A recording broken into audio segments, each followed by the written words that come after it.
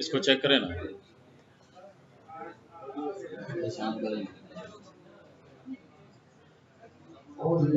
The Sound Master.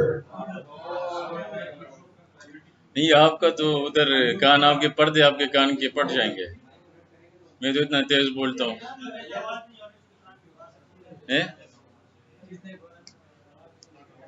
हाँ, जो बोले आवाज नहीं आती उसके पास जाके स्पीकर रख लेंगे। ये ऊपर करे तो ऑन होगा। मेरे ख्याल से उल्टा होता है इसका काम। ये जहाँ पर ऑफ लिखा है ना अभी काम करेगा। ये देखिए उल्टा है। मैंने इसको सोशल इंजीनियरिंग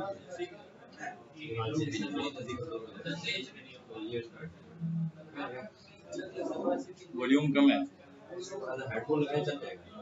वो चलता है, वॉल्यूम कम है।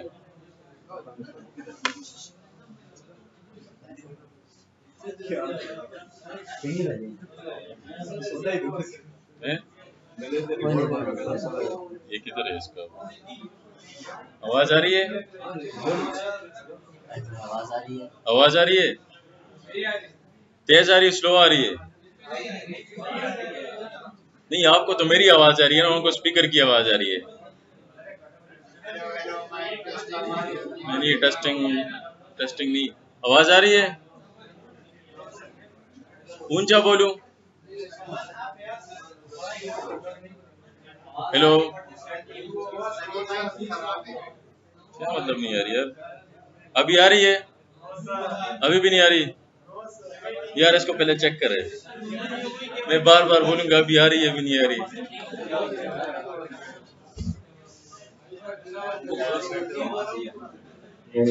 अब आ रही है, सही बात है। बिल्कुल सही बात है। मैंने रोजा रखा हुआ है। नहीं, ये बात सुने, अगर ये इसके सामने आ जाए तो फ्रिक्वेंसी जब मैच होगी तब आवाज आएगी ना। ये कौन सी फ्रिक्वेंसी है? ये मुझे दे दे। फ्रिक्वेंसी मैच है, आवाज इसके साथ माइक के साथ मैच नहीं हो रही। सिग्नल नहीं जा रहे उसके ना। उल्टा उल्टा पहना रहे। उल्टा ही चलेगा। उल्टा नहीं चलता। उल्टा कैसे चलेगा? सर उस तरफ एक जल्दी होता है आपसे। अच्छा, अभी आ रही है आवाज? हाँ, ये पहले किसी और चीज में होता है, मेरी आवाज नहीं सुनी। अभी ठीक है? तो ये क्या मसला है यार? अभी आ रही है? ये दूसरे साइड पे तो नहीं किया इसका? वो उसको बोल चल इसमें सेल्फ नहीं होता।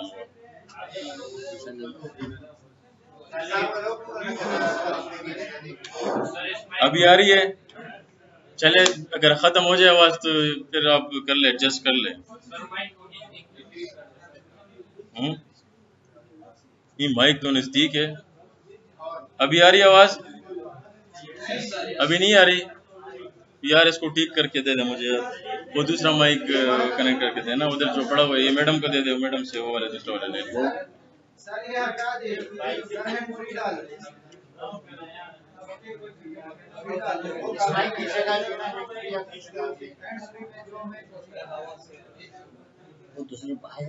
काम आज बहुत ज्यादा है और माइक नहीं चल रहा।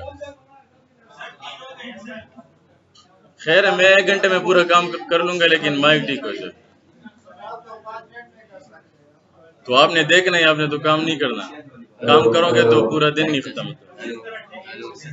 तो ये मैं मुंह के अंदर तो नहीं रख सकता।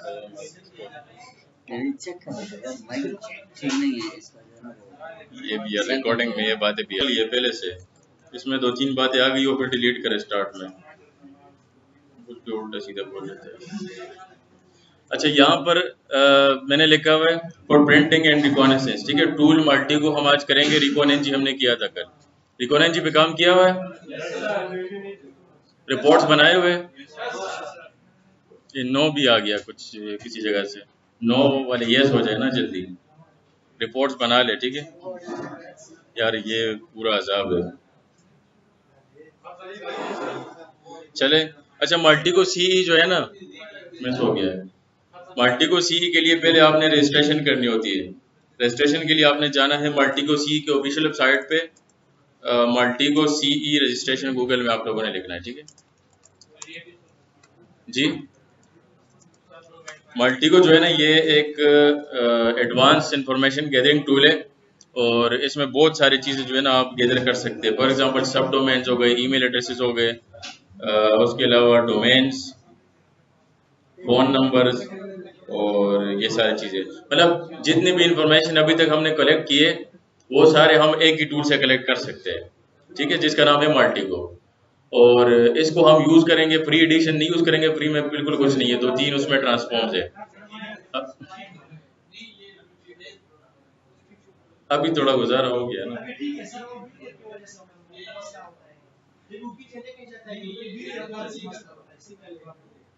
नहीं, पीछे वाले को सुनाई दे रहा है? आपको आवाज आ रही है? फिर बढ़ गया, ये बढ़ जाते हैं, मेरी आवाज कुछ मिस हो जाती है, कुछ आ जाती है। अब आ रही है आवाज? ऑन करें ना उसको, आवाज आ रही है? वो टाइम का इशू नहीं, मैं कवर कर लूंगा, आवाज आ जाए आपको।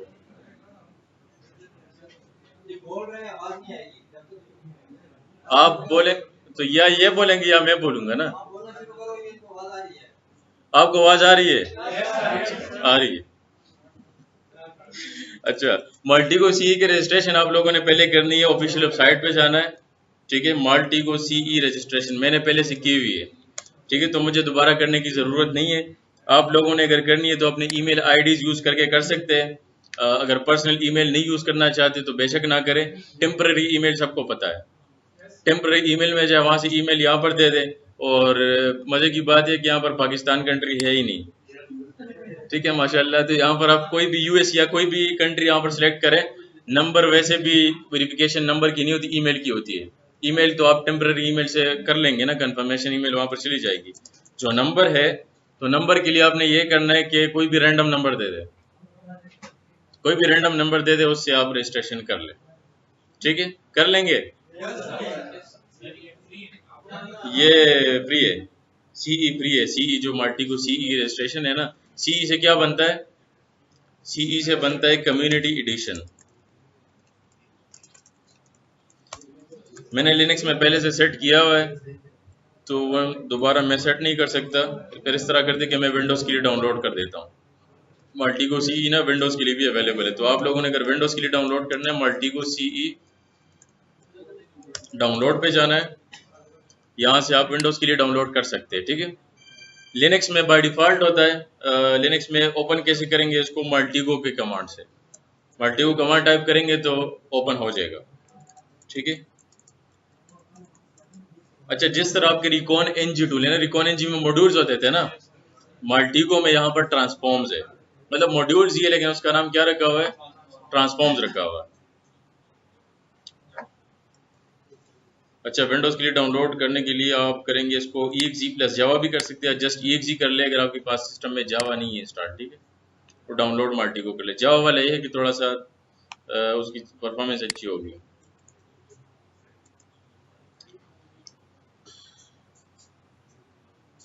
इसको यहाँ से साइन आउट अगर कोई ऑप्शन हो ना, तो मैं दोबारा से साइन इन कर लेता हूँ।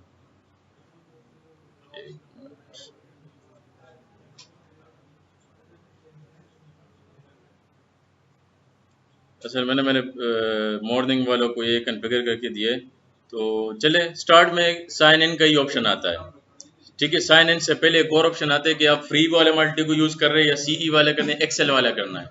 तो फ्री वाला और सीई वाला आप फ्री में यूज़ कर सकते हैं, ठीक है। फ्री में 2-3 ट्रांसफॉर्म्स होते हैं, वो फ़ायदा नहीं है उसका। जो सीई एडिशन है उसमें काफ़ी अच्छा खासा आप इंफॉर्मेशन कलेक्ट कर सकते हैं। कौन सा वाला? ठीक है, दोनों कर लेंगे बस। चले, तो सीई में यह है कि उसमें बहुत सारे मॉड्यूल्स आप यूज़ कर सकते हैं, ट्रांसफॉर्म आप इंस्टॉल कर सकते हैं। अगर आपके पास एक्सेल मल्टीको का जो है एक्सेस आपके पास आ जाती है, तो इसका मतलब है कि आप बहुत अच्छे हैकर हो, क्योंकि उसमें इंफॉर्मेशन ज़्यादा आती है। नॉर्मली सीई में भी आपके पास 1000-2000 एंटिटीज़ आ जाते हैं, तो इसका मतलब है जो पीडीएफ रिपोर्ट जनरेट होगी फ्री वाले सीई की भी, तो वो मेरे ख्याल से कोई होती 200-300 पेजेस की होती है, ठीक है। और जो एक्सेल वाला है तो उसकी तो पता नहीं 2-3 हज़ार पेजेस से भी आ गया है। तो सेंसिटिव इन्फॉर्मेशन उसमें हो सकती है। इसलिए लोग कहते हैं ना कि अगर किसी के पास जो है प्रीमियम एडिशन हो मल्टीको का एक्सेल एडिशन, तो वो बेस्ट हैकर होता है। ठीक है, तो जी मल्टीको टूल है ना इंफॉर्मेशन गैदरिंग का, मैंने आपको ये तो बता दिया ना। ये देखिए मैंने यहाँ पर लिखा हुआ है कि जो मल्टीको है वो क्या है, एडवांस इंफॉर्मेशन गैदरिंग टूल है, GUI बेस्ड है, सबसे पहले मैंने लिखा हुआ है। ठीक है, अच्छा अब रजिस्ट्रेशन इसकी हो गई है, साइन इन वगैरह प्रोसेस जो है इजी है, जस्ट ईमेल और पासवर्ड आप देंगे और साइन इन हो जाएगा। ठीक है, अब यहाँ पर ये देखिए आपको ट्रांसफॉर्म्स नजर आ रहे हैं, जिस तरह मॉड्यूल्स होते हैं रिकॉन एनजी में। अब ट्रांसफॉर्म्स कौन कौन से यहाँ पर हमने इंस्टॉल करने हैं, या अगर आप साइन इन करते हैं तो ट्रांसफॉर्म का यहाँ पर पेज नहीं शो होता, तो ट्रांसफॉर्म पेज कहाँ से हम लाएंगे, यहाँ पर एक ट्रांसफॉर्म का ऊपर एक टैब होता है। ठीक है, ट्रांसफॉर्म टैब में जाके ट्रांसफॉर्म हब में जाएंगे तो आपको ये वाला पेज नजर आ जाएगा। ठीक है, ट्रांसफॉर्म्स में जाएंगे, फिर ट्रांसफॉर्म हब में जाएंगे। ठीक है, यहाँ पर ये देखिए, अच्छा कौन कौन से ट्रांसफॉर्म्स आप लोगों ने इंस्टॉल करने हैं वो भी मैं आपको बता देता हूँ। एक जो स्टैंडर्ड ट्रांसफॉर्म है स्टार्ट वाला बाय डिफॉल्ट इंस्टॉल्ड होता है। ठीक है, स्टैंडर्ड ट्रांसफॉर्म। दूसरा आपने कौन सा करना है, दूसरा एक इसमें ट्रांसफॉर्म है सर्च ट्रांसफॉर्म। अच्छा ट्रांसफॉर्म है लेकिन इसके लिए API की चाहिए, और API इसकी माइक्रोसॉफ्ट की API, बिंग की API, बिंग सर्च जो है, बिंग सर्च इंजन है ना, तो बिंग की API चाहिए आपको, क्योंकि ये जो भी सर्च करेगा तो कहाँ से सर्च रिजल्ट्स लाएगा, बिंग से। तो बिंग की API इसके लिए चाहिए। वो अगर आपके पास फ्री वाली API पड़ी है तो आप यहाँ पर उसका इंस्टॉल करके दे सकते हैं। ठीक है, तो अभी के लिए ये छोड़ दे। डॉर्किंग प्लेटफॉर्म जो है ट्रांसफॉर्म है कि यहाँ पर इसको भी इंस्टॉल कर सकते हैं, इंस्टॉल करके यस करेंगे तो ट्रांसफॉर्म का इंस्टॉल हो जाएगा, बहुत ईजी है। GUI है ना, GUI तो और भी ईजी होता है, तो ये डॉर्किंग वाला भी कर ले।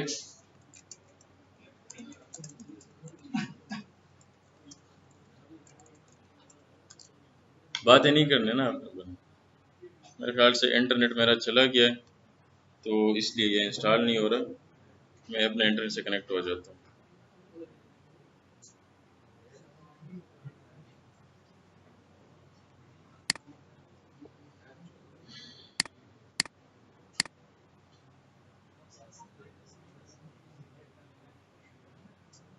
इसको दोबारा इंस्टॉल करते हैं यहाँ से। अच्छा डॉर्किंग ट्रांसफॉर्म इंस्टॉल हो गया मेरे ख्याल से, नहीं हुआ। चले, इंटरनेट का इशू था तो वहाँ पर एरर आया था कि ड्यू टू नेटवर्क प्रॉब्लम, तो ये इंस्टॉल नहीं हुआ। अभी हो गया इंस्टॉल। ठीक है, इसको नेक्स्ट करके फिनिश करते हैं। नेक्स्ट कौन सा ट्रांसफॉर्म करना है, नेक्स्ट आप लोगों ने करना है, बातें नहीं करने ना। कोई क्वेश्चन हो तो मुझसे पूछ ले, बाकी बाद में अभी आपने प्रैक्टिस करनी है, फिर समझ नहीं आएगी आपको। अच्छा केस फाइल एंटिटीज जो है ये वाला भी करना है। ठीक है, इसमें कुछ केस फाइल्स आपके पास, इसमें भी बहुत सारे एंटिटीज आ जाते हैं, केस फाइल एंटिटीज। इसके अलावा मैंने ये पहले से इंस्टॉल किया हुआ है। सेंसिस भी करना है। सेंसिस किस लिए यूज करते थे, याद है? IoT सर्च इंजन है ये, IoT डिवाइसेस के लिए। तो अगर आपके टारगेट, आपने डोमेन सर्च कर लिया ना, तो टारगेट से रिलेटेड कोई भी IoT इंटरनेट से कनेक्टेड डिवाइसेस यहाँ पर हो तो वो सारे लिस्ट हो जाएंगे। ये काम किसका है, सेंसिस का है। ठीक है, अब सेंसिस के अलावा जो है डीप साइड, लेकिन इसमें लिखा है कि ये सब्सक्रिप्शन चाहिए, ये पेड में आप यूज कर सकते हैं। फ्लैश पॉइंट है, फुल कॉन्टेक्ट है वाई बीन पाउंड भी है, याद है? ये किस लिए यूज होता था, ईमेल ब्रिजेस के लिए यूज करते थे ना इसको। ठीक है, ईमेल के कोई ब्रिजेस तो नहीं है, और अगर है तो कहाँ पर है, और कितने जो है हमारे कौन कौन सा डेटा कंप्रोमाइज हुआ है, तो इसकी जरूरत क्या है यहाँ पर। ये हम इसलिए इंस्टॉल करते हैं कि अगर कोई टारगेट डोमेन हम सर्च कर रहे हैं तो उसके ईमेल्स आ जाएंगे ना, तो उन ईमेल्स पे फर्दर ट्रांसफॉर्म चला सकते हैं आप कि इनके कोई ऑनलाइन ईमेल ब्रिजेस तो नहीं है। अगर है तो उनके डेटाबेसेस तक आप जा सकते हैं, वहाँ से पासवर्ड निकाल सकते हैं, ये सारी चीज़ें परफॉर्म कर सकते हैं। ठीक है, तो इसलिए है वेब इनबाउंड का ट्रांसफॉर्म आप यहाँ पर इंस्टॉल करते हैं। इसके अलावा जो है होस्ट डॉट, कहाँ पर है, हाँ हो सकता है, यहाँ पर बता रहे कि Google Maps geocoding transform convert coordinate phrases ambiguous addresses and this. हाँ हो सकता है। लोकेशन आपको उस चीज़ का बता दे, फॉर एग्जांपल कंपनी है ना माइक्रोसॉफ्ट, तो उसका वो लोकेशन आपको पिन पॉइंट लोकेशन बता रहे, इसके हेडक्वार्टर यहाँ पर है, कोई और ऑफिस है, कोई सब डोमेन है, उसकी कहाँ पर लोकेशन है, ऐसी लोकेशन आपको देगा। तो अच्छी चीज़ इंस्टॉल कर ले, पिन पॉइंट लोकेशन आपके पास आ जाएगी। इसको इंस्टॉल कर दे, अगर कोई एपीआई नहीं चाहिए तो विदाउट एपीआई इंस्टॉल हो गया चले, ठीक है। चले इसको भी कर ले, गूगल मैप्स जियो कोडिंग।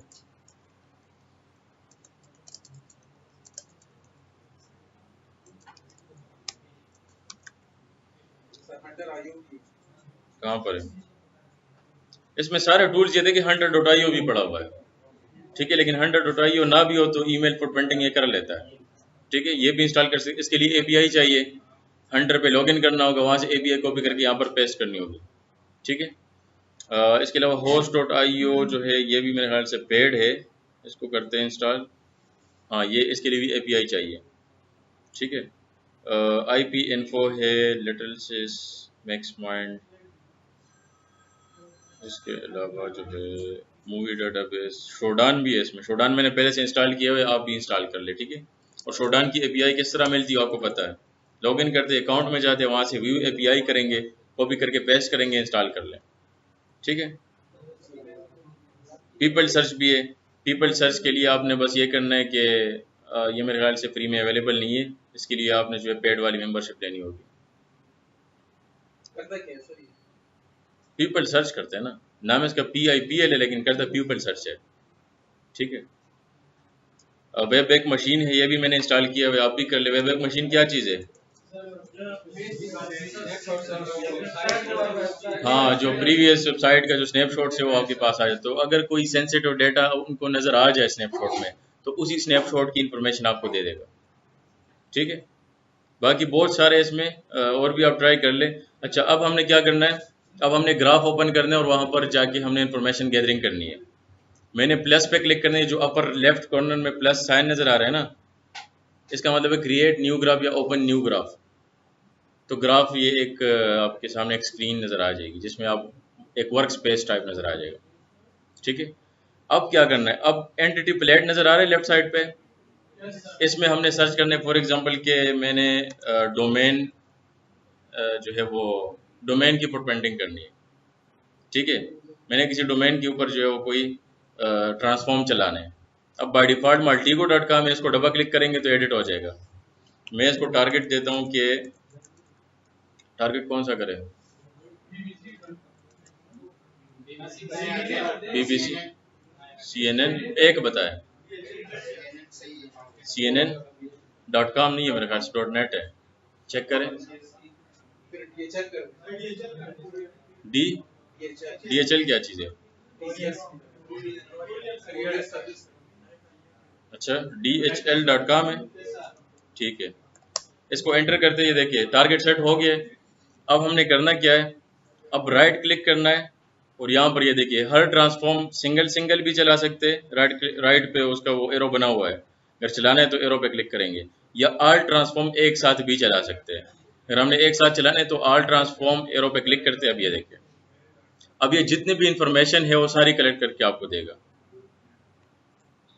सारे ट्रांसफॉर्म एक साथ में रन करता है। ये ग्राफिकल वो उसमें आपको देगा। अच्छा, ये क्या बता रहे हैं, access denied, your license is not enabled for use this with this integration, you may need to supply an API key. हाँ, कुछ एक दो ट्रांसफॉर्म मैंने इंस्टॉल किए, उसके लिए API चाहिए, लेकिन इन्फॉर्मेशन काफ़ी ज़्यादा आपको मिल जाएगी। ये देखिए बहुत सारी चीज़ें आ जाएगी। तो जो काम हम पहले से करते थे ना टूल से, वो एक ही टूल से होता है और GUI में होता है। ये वो टूल है, ठीक है। मैं आपको बताया था लास्ट में एक टूल करवाऊंगा जिसमें सारी चीज़ें होती है, तो हम क्यों इतने सारे टूल्स करवाते हैं? ये तो मेरा क्वेश्चन था।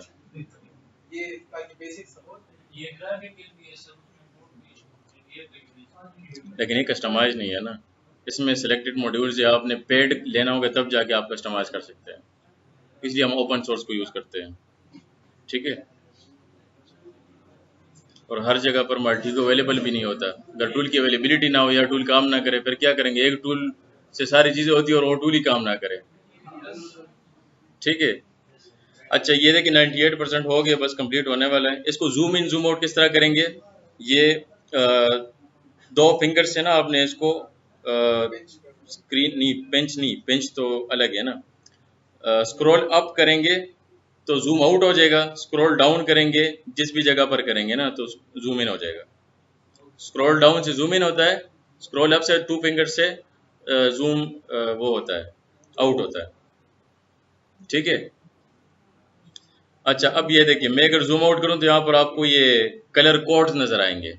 कलर कोड्स में लिखे कि इसमें ग्रे वाला वेबसाइट है, ये ईमेल एड्रेस है, ये वाला फाइल स्नैपशॉट है, ये कंपनी है, ये एनएस रिकॉर्ड्स है, ये पर्सन है। तो हर कलर कोड की ना अलग अलग डिटेल्स आए हुए हैं। मैं चले इसको करता हूँ जूम इन, ये देखें। अब कंपनी के नाम आए हुए, कंपनी के डोमेन्स भी आए हुए, रिवर्स डीएनएस लुकअप भी इसने किया हुआ है, ईमेल्स भी आ रहे हैं, ये देखिए ईमेल्स आ रहे हैं, उनके पर्सन के नाम भी आ रहे हैं। ठीक है। उसके अलावा जो है नाम के साथ साथ और क्या चीज़ें हो सकती है, नंबर्स नहीं है इसमें, कहाँ पर है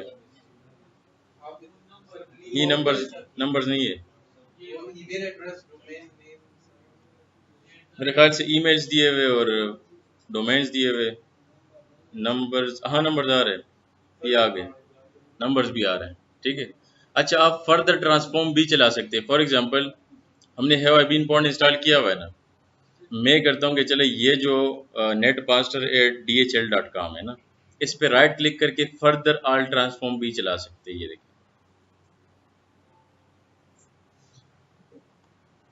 तो इसकी और भी फर्दर इंफॉर्मेशन आ जाएगी आपके पास। ये देखिए अब क्या इंफॉर्मेशन है, तो हैव आई बीन पॉइंट क्या बता रहे हैं, exceeding rates limit of API version 3।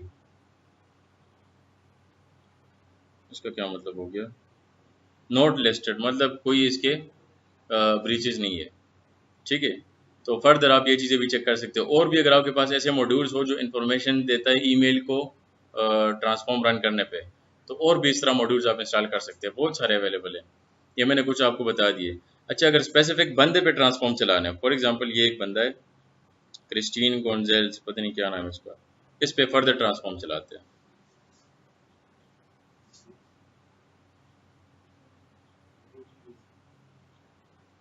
अगर इसका किसी और डोमेन या किसी और ईमेल के साथ लिंक हो ना, तो वो एरो उसको खुद ही कर लेगा आफ्टर ट्रांसफॉर्म। ये देखिए अब यहाँ पर एरो आ गया ना इससे, ये इसका ईमेल है। तो फर्दर ट्रांसफॉर्म रन होने पे आपको ये भी बता दें कि इसका ईमेल या इसका किसी और डोमेन के साथ लिंक हो तो वो भी लिंक कर लेगा। तो ये देखिए इस बंदे के ईमेल आ गया। अब इस ईमेल पे आप एक और ट्रांसफॉर्म रन कर ले, फर्दर ट्रांसफॉर्म। लेकिन जितने ज़्यादा ट्रांसफॉर्म रन करेंगे ना, उतनी ज़्यादा डिटेल्स आएगी, उतनी ज़्यादा डिटेल्ड पीडीएफ रिपोर्ट आपकी बनेगी, और टाइम भी ज़्यादा लेगा। ठीक है, समझ आ रही है? तो ये होता है आपका जो है ना इंफॉर्मेशन गैदरिंग टूल है। इसका आप चेक कर ले, एक्सेल एडिशन का मेरे ख्याल से कोई कीज़ ऑनलाइन अगर मिल गए ना तो चेक कर ले, हो सकता है मिल जाए, क्योंकि उसके कीज़ आजकल वो कीज़ से जो है वो लाइसेंस होता रहता है। पहले कीज़ नहीं होते थे, अभी एक्सेल के कीज़ भी आ गए। ठीक है। अच्छा इसकी रिपोर्ट कैसे जनरेट करेंगे, रिपोर्ट से पहले एक और चीज़ बता दूँ, ये लेआउट भी इसका आप चेंज कर सकते हैं। जो भी आपको ट्री जो फॉर्म है वो अच्छा लगे वो आप कर लें। ये देखिए अब ये सर्कुलर फॉर्म में आ गया है, तो इसको आप अपने हिसाब से जो है ना वो चेंज कर सकते हैं। जो भी आपको इसका लेआउट अच्छा लगता है तो वो कर ले यहाँ पर।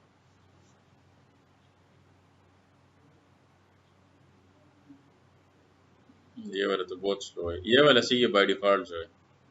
ठीक है। अच्छा इसकी रिपोर्ट किस तरह जनरेट करेंगे, आपने जाना है इंपोर्ट एक्सपोर्ट में, यहाँ पर जनरेट रिपोर्ट में जाना है, और जनरेट रिपोर्ट में यहाँ पर इसको फाइल नेम कोई भी दे दे, मैं दे देता हूँ चले कोई DHL। ठीक है। और कौन सा रिपोर्ट करना है, PDF, तो PDF यहाँ पर कर ले, होल ग्राफ कर ले, बाकी सेम एज इट इज़ कर ले। कहाँ पर जनरेट करना है, तो मैंने इसको पाथ दिया हुआ है होम काली डेस्कटॉप। ठीक है, सेव कर दे, रिपोर्ट जनरेट होके सेव हो जाएगा। ठीक है, ये बहुत आसान है, रिपोर्ट जनरेट हो गई है। अब रिपोर्ट कैसे ओपन करेंगे,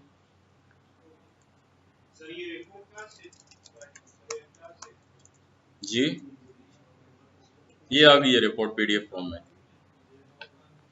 अब इसको कैसे ओपन करें, ये किसने बोला ओपन का कमांड, ये मैंने बताया था आपको। मैं सोच रहा था मैं पूछ लूंगा, तो आपको पहले से पता है।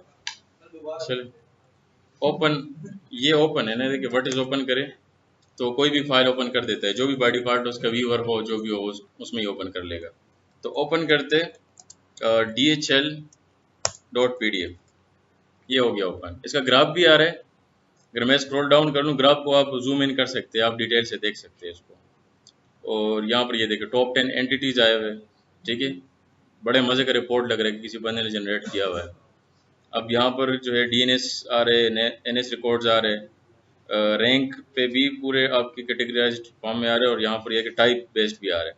तो कंपनीज आ रहे हैं जो उसके साथ लिंक्ड है, DNS नेम्स आ रहे हैं, डॉक्यूमेंट्स आ रहे हैं। अब ये कि डॉक्यूमेंट्स इसने स्नैपशॉट से उठाया है, अब पता नहीं इसमें क्या हो सकता है, ये आप फिर देख लें।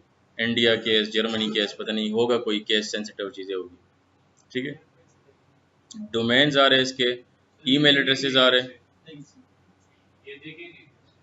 ये कैसे देखेंगे, इसके लिंक्स दिए हुए ना, वहाँ पर रिडायरेक्ट हो जाएंगे ना, उस पर क्लिक करेंगे खुद ही आपको रिडायरेक्ट कर लेगा, ठीक है। डॉक्यूमेंट के URLs होते हैं ना, ईमेल एड्रेसेस है, एरर्स भी है। एरर का मतलब है कि ये कोई आपको एरर जनरेट हुए तो ये आपने नहीं सबमिट करना, ऐसा ना हो आप फाइंडिंग्स रिपोर्ट बना ले और आप मैनेजर को यही सबमिट कर दे, तो उसमें लिखा होगा कि एरर आया, एरर आपका आया हुआ है, उनका तो नहीं आया, ठीक है। तो ये चीज़ें जो है ना, ये होते हैं इस तरह बंदे, मैंने देखे हुए, हमारे कंपनी में दोस्त है, वो क्या करते हैं कि जो नॉन टेक्निकल मैनेजर्स होते हैं उन बेचारों को तो नहीं पता होता ना इन टूल्स का, तो वो जब टास्क देते तो वो बने बनाए रिपोर्ट्स दे रहे थे और उनको बताया कि हमें महीने लगे इसको क्रिएट करने में। अब ये 91 पेजेस का रिपोर्ट 5 मिनट में क्रिएट हो गया है। तो अगर आप उनको बताएंगे 91 पेजेस का रिपोर्ट और वो देखेंगे, वो सोचेंगे तो बहुत टाइम लगा है इस पर क्रिएट होने में।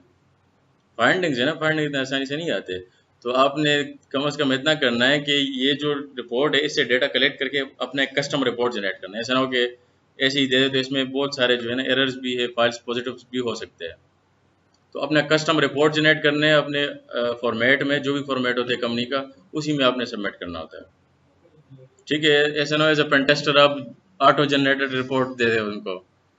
बहुत बंदे मैंने देखे हुए जो वल्नरेबिलिटी असेसमेंट्स करते हैं ना, तो वो ऑटो जनरेटेड रिपोर्ट्स टूल्स होते जो रिपोर्ट ऑटो जनरेट करके दे देते, वो वही चीज़ सेम चीज़ जो है सबमिट कर लेते, तो वो नहीं करते, ठीक है। उसमें कुछ इन्फॉर्मेशन ऐसी होती है जो नहीं सबमिट करनी होती, तो वो मैं आपको बताऊंगा किस तरह आपने क्रिएट करना है। बाकी ये बहुत बड़ी रिपोर्ट है, सिंगल एंटिटी की फिर डिटेल इन्फॉर्मेशन, और उसके बाद पूरे जो है वो 91 पेजेस अब कौन गो थ्रू करेगा, फिर खुद ही देख ले, ठीक है। तो ये मल्टी को रहता था, अभी आगे हमने स्कैनिंग स्टार्ट करनी है, तो रेडी हो? अच्छा, स्कैनिंग के कितने टाइप से, कौन कौन से? ये तो मैंने लिख लिया है ना, दूसरा बता दे। दूसरा नहीं आता, वो भी मैंने लिख लिया। तीसरा बता है, वो तो सबको पता है, वल्नरेबिलिटी स्कैनिंग। जब पोर्ट कर लिया तो वल्नरेबिलिटी रहती है ना, और ठीक है। 3 टाइप से। अब नेटवर्क, ये जो हम अभी स्टार्ट कर रहे हैं ना, ये नेटवर्क पेनिट्रेशन टेस्टिंग में आता है, क्योंकि आप क्या करते हैं, आप नेटवर्क को स्कैन करते हैं, नेटवर्क में कौन कौन से IP एड्रेसेस जो है वो लाइव होस्ट है, उनमें से आप उसको जो है चेक करते हैं कि कौन सा अवेलेबल है, पिंग हो रहा है नहीं हो रहा है, तो फर्दर उस पर आप इन मैप से पोर्ट स्कैनिंग परफॉर्म करते हैं, ठीक है। एक होती है एक्सटर्नल पेनिट्रेशन टेस्टिंग, एक होती है इंटरनल नेटवर्क पेनिट्रेशन टेस्टिंग। दोनों में क्या डिफरेंस है? इंटरनल मतलब आप ऑर्गेनाइजेशन के अंदर नेटवर्क से कनेक्टेड है, नेटवर्क को आप स्कैन कर रहे हो तो एक्सेस है आपके पास। अब आपकी कंपनी है, रिमोटली आप वर्क कर रहे, वर्क फ्रॉम होम, कंपनी है इस्लामाबाद में, आप बैठे पेशावर में, अब क्या करेंगे? अभी एक्सटर्नल पेन टेस्टिंग करेंगे नेटवर्क की। कैसे करेंगे? आप उसको रिमोट एक्सेस किसी सिस्टम की लेंगे जिसके थ्रू आप फर्दर नेटवर्क को स्कैन करेंगे। क्लियर है? अब हमने क्या करना है, नेटवर्क स्कैनिंग परफॉर्म करनी है, तो टूल कौन सा यूज़ करना है? Net discover. नेट डिस्कवर से क्या होता है, पूरे नेटवर्क डिस्कवर होती है कि उसमें कौन कौन से IP एड्रेसेस लाइव है, कौन कौन से नहीं है, ठीक है। अच्छा, इसके लिए एक और चीज़ मैं आपको बता दूं, हम डायरेक्ट रियल मशीन्स पे नहीं करेंगे ट्राई, वल्नरेबल मशीन्स पे ट्राई करेंगे। मैंने मॉर्निंग वालों को भी बताया हुआ है, आपने मेटास्प्लोइटेबल 2 मशीन स्टार्ट में ये वाला कॉन्फ़िगर करना है, ठीक है, प्रैक्टिस के लिए, कि आपको पता चले कि जो टारगेट सिस्टम है उसको स्कैन किस तरह करते हैं, उसको वल्नरेबिलिटी स्कैनिंग उसकी किस तरह करते हैं, और उसको एक्सप्लॉइट किस तरह करते हैं, ठीक है। वो पता आपको चल जाए तो फिर आप रियल मशीन को जाके आराम से एक्सप्लॉइट कर सकते हैं, ठीक है। तो पहले टेस्ट एनवायरनमेंट में करेंगे ना, बताता हूँ। तो जो आपने मशीन कॉन्फ़िगर करना है वो एक लिनक्स बेस्ड मशीन है, उसका नाम है मेटास्प्लॉइटेबल 2। ठीक है, 1 नहीं करे 2 करना है आपने। कहाँ से डाउनलोड करेंगे इसको? आपने गूगल में जाना है, वन हब स्पेस मेटास्प्लॉइटेबल 2 लिखना है। ठीक है, और मेटास्प्लॉइटेबल 2 पे क्लिक करना है। यहाँ से आप किसी भी दोनों लिंक में एक पे क्लिक करें तो सोर्स फोर्ज में रीडायरेक्ट होकर वहाँ से डाउनलोड कर लें। ठीक है, 833 MB की फाइल है। ठीक है, ये एक लिनक्स बेस्ड मशीन है, लिनक्स ही है, लेकिन वल्नरेबल मशीन है, GUI नहीं है, CLI कमांड लाइन है जस्ट। आपने इसको पावर ऑन करना है और कुछ नहीं करना, आपने अटैकर सिस्टम से इसको स्कैन करना है, एक्सप्लॉइट करना है, जो भी करना है प्रैक्टिस के लिए। ठीक है, प्रैक्टिस मशीन है, वल्नरेबल मशीन है, मतलब ऑलरेडी है इसमें वल्नरेबिलिटीज, बस आपने इसको टेस्ट करना है और एक्सप्लॉइट करना है, हैक करना है। समझ आ रही है? तो इससे आपने इसको डाउनलोड करना है, ये जिप में होगा। आप इसको पहले क्या करेंगे, अनजिप करेंगे, विंडोज़ में ही इसको डाउनलोड करना है। ठीक है, मैंने पहले से अनजिप किया हुआ है, यहाँ पर मेरे पास ये फोल्डर मैंने अनजिप किया हुआ है। अनजिप करेंगे तो आपको एक यहाँ पर फाइल मिलेगी VMX। VMX कौन सी फाइल होती है? VMX वर्चुअल मशीन की जो कॉन्फ़िगरेशन फाइल होती है वो होती है। ठीक है, इसको आपने ओपन करना है अपने VMware में। कैसे करेंगे? इस पर राइट क्लिक करें, ओपन विद VMware वर्कस्टेशन, तो ये ओपन हो जाएगा। और यहाँ पर पावर ऑन करेंगे तो पावर ऑन हो जाएगा। ये आपका हो गया पावर ऑन। ठीक है, इसको कोई कॉन्फ़िगरेशन, कोई इंस्टॉलेशन करने की ज़रूरत नहीं है, बस जस्ट आप VMX फाइल को ओपन करें और यहाँ पर पावर ऑन करें। लॉगिन करने की ज़रूरत नहीं है क्योंकि ये टारगेट सिस्टम है, हमें इसका लॉगिन नहीं पता, हम इसको हैक करेंगे। ठीक है, तो हम चले जाते हैं अटैकर मशीन में। दोनों सिस्टम्स आपने ऑन करने, turn on both attacker and victim machine, जो टारगेट मशीन है। ठीक है, और दोनों के एडाप्टर्स आपने किस चीज़ पे करने हैं? Turn adapters to NAT. NAT पे क्यों करना है? क्योंकि ब्रिज पे बहुत सारे डिवाइसेस है, तो आपकी आसानी के लिए डायरेक्ट आपको IP मिल जाएगी नेट डिस्कवर से। ठीक है, अच्छा, नेट डिस्कवर करना है अभी, नेट डिस्कवर सूडो के साथ करना है। ठीक है, नेट डिस्कवर -R किस चीज़ को करना है? स्कैन। IP कैसे पता लगाएंगे हम? इफ कन्फिग 8080 करेंगे ना। जो मेरे नेट पे IP है ना, जो नेट होके मुझे मिली, वो कौन सा नेटवर्क है? 192.168.52। ठीक है, 140 तो फिर होस्ट है ना, तो 52 मेरा नेटवर्क है। मैंने क्या करना है? सूडो नेट डिस्कवर -R क्यों यूज़ करते? रेंज ऑफ नेटवर्क्स के लिए, क्योंकि हम अगर जस्ट IP एड्रेस देंगे तो पूरे, अगर जस्ट नेट डिस्कवर कमांड देंगे तो पूरे नेटवर्क को स्कैन करता है ये, तो हमने सारे नेटवर्क्स नहीं स्कैन करने, हमने जस्ट 52 वाला स्कैन करना है। ठीक है, तो मैं इसको बताता हूँ कि 192.168.52.0/24 क्लास C सबनेट मास्क 24 है ना, तो मैं आज /24 कर देता हूँ।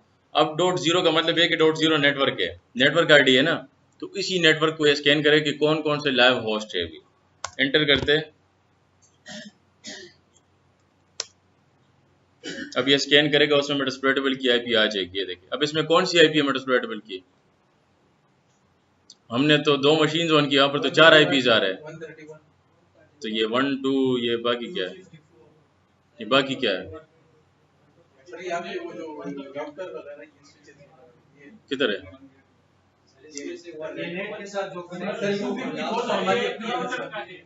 किसकी IP है? ये तो हमारी अपनी जाती है ना मशीन। देखिए, नॉर्मली तो जब आप नेटवर्क के ऊपर होते हैं ना, ब्रिज से कनेक्टेड होते हैं, उसमें तो आपका जो स्टार्ट 0 IP और 255 है वो ब्रॉडकास्ट और नेटवर्क IDs होते हैं, तो वो तो यूजेबल नहीं होते, उसके दरमियान 1 से 254 तक यूजेबल होते हैं ना। ये तो क्लियर है ना? आपको आवाज़ आ रही है? लेकिन जब आप VM के ऊपर नेट पे करते हैं ना, इसको नेट का मतलब ये है कि वो अलग एक नेटवर्क बन जाता है, तो उसके लिए तो गेटवे होती नहीं कोई, तो ये एक बाय डिफ़ॉल्ट 1 2 254 जो है ना, ये यूजेबल IPs नहीं है, ये वो IPs है जो VM के अंदर एक गेटवे हो गई, एक ब्रॉडकास्ट हो गई है, वो चीज़ें हो गई है। तो 1 2 254 के दरमियान जो IPs है, अब वो यहाँ पर यूजेबल IPs है। क्लियर है? नेट पे बाय डिफ़ॉल्ट जो है, अगर VMware यूज़ कर रहे हैं तो नेट यूज़ कर रहे हैं, उसमें 1 2 254 यूजेबल नहीं है, उनके दरमियान यूजेबल IPs है। तो 131 किसकी IP है? देखिए अगर मैं इसको पिंग करूँ ना, मैं करता हूँ, चलिए इसको पिंग करते हैं 131 को, ये देखें पिंग हो रहा है, TTL क्या आ रहा है, क्या मतलब है इसका, लिनक्स है, क्योंकि वो है ही लिनक्स बेस्ड है ना, मेटास्प्लोइटेबल है ही लिनक्स बेस्ड, ठीक है। तो अब हम जाके परफॉर्म कर सकते हैं पोर्ट स्कैनिंग। पोर्ट्स मैंने बताया थे, टोटल पोर्ट्स कितने हैं,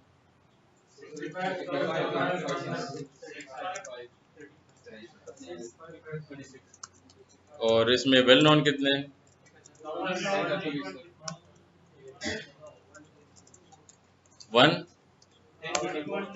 1024, ठीक है।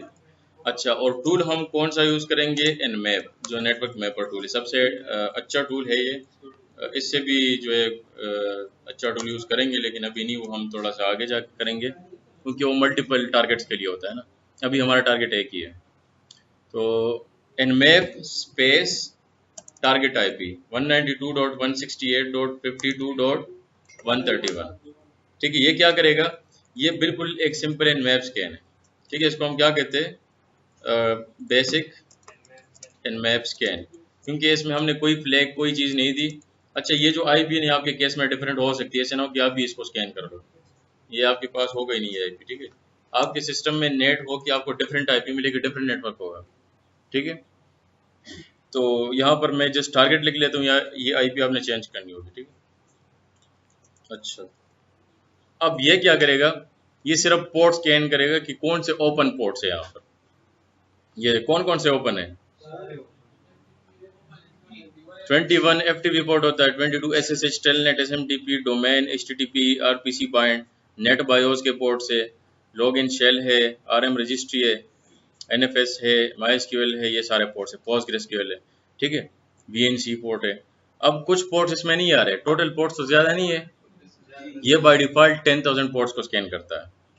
जब एनमैप स्कैन करते हैं ना, तो TCP के 10,000 पोर्ट्स स्कैन करता है, UDP स्कैन नहीं करता ये बाय डिफ़ॉल्ट, ठीक है। तो आप इसमें ये लिख सकते हैं कि ये बाय डिफ़ॉल्ट क्या करता है, बाय डिफ़ॉल्ट TCP 10,000। अगर कोई MCQs में आ जाते हैं ना, तो आपको पता होना चाहिए कि बेसिक जो एनमैप स्पेस टारगेट कमांड है वो हम क्यों यूज़ करते हैं, ठीक है। अच्छा, इसके बाद आ जाते हैं ऑल पोर्ट स्कैन।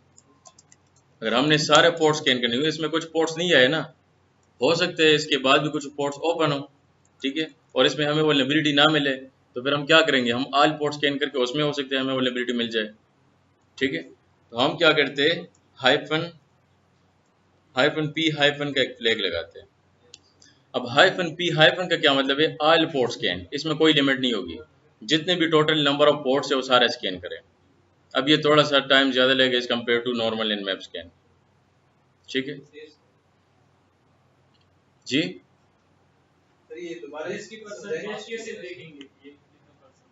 एंटर करें तो खुद ही परसेंटेज आ जाएगा,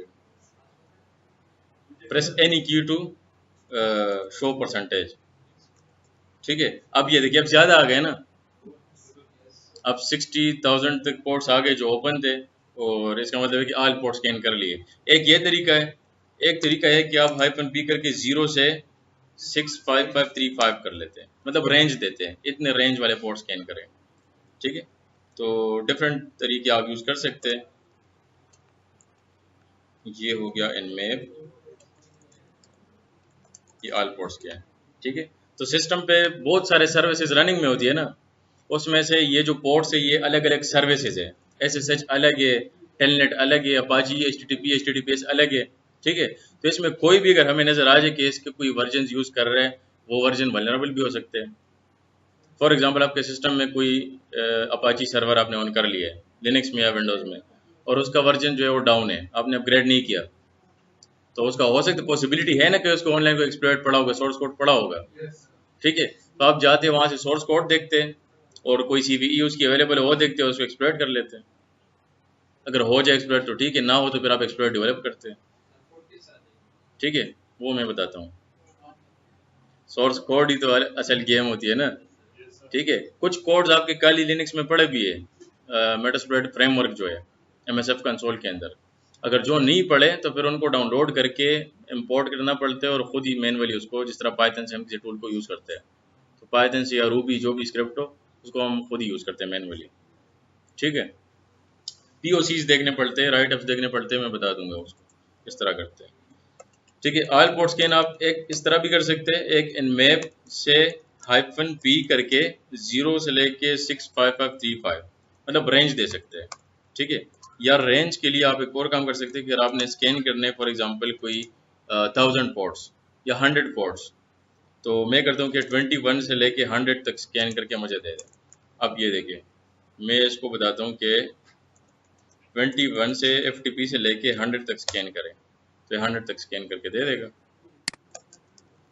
क्लियर है, इजी है ना। ये देखिए, तो 21 SSH telnet SMTP domain HTTP यही 100 के रेंज में आ रहा है, और जो ओपन है वही आ रहा है। ठीक है, अच्छा अब इसके बाद जो है एक वर्जन स्कैनिंग आती है। वर्जन से पहले एक और चीज़ करते हैं, OS फिंगरप्रिंटिंग या OS डिटेक्शन। इन मैप से भी आप OS डिटेक्ट कर सकते हैं कि कौन सा ऑपरेटिंग सिस्टम है टारगेट, विंडोज़ है, लिनक्स है, क्या चीज़ है। ठीक है, तो OS फिंगरप्रिंटिंग के लिए आपको सुपर यूज़र की प्रिविलेजेस चाहिए, नॉर्मल इन मैप वो नहीं कर सकता। ये देखिए, अगर मैं कर लूँ ना कि आप करके चले -P को रिमूव कर दे, -O करते हैं, ये क्या बोल रहे हैं कि आप नहीं कर सकते। ठीक है, रिक्वायर्ड रूट प्रिविलेजेस, तो हम यहाँ पर sudo कमांड टाइप करेंगे। अब ये क्या करेगा, port scanning, basic port scanning भी करेगा, लास्ट पे बताया कि कौन सा ऑपरेटिंग सिस्टम है, कौन सा है, लिनक्स आ रहा है, उसका वर्जन वगैरह सब कुछ आ रहा है।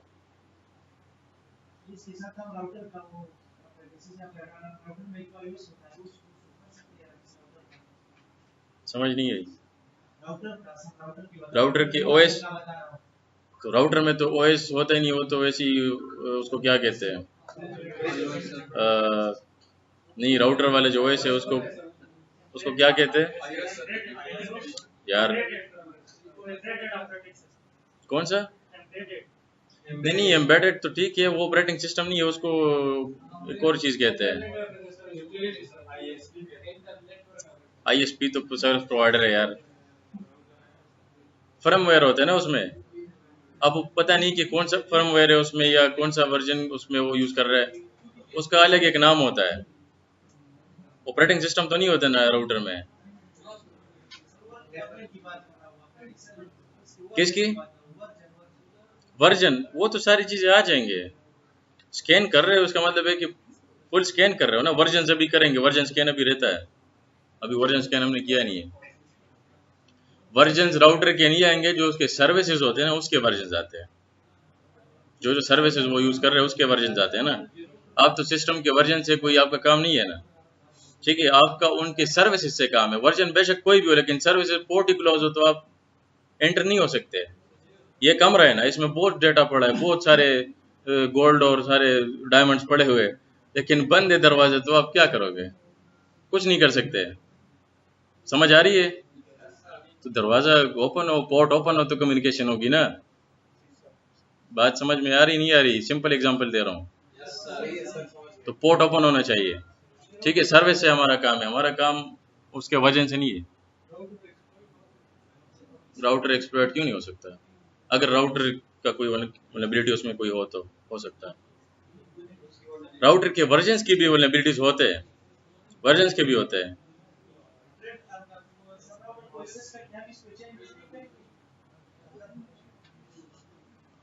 एक्सेस करना ना बात की बात है, अभी जस्ट हम स्कैनिंग कर रहे हैं।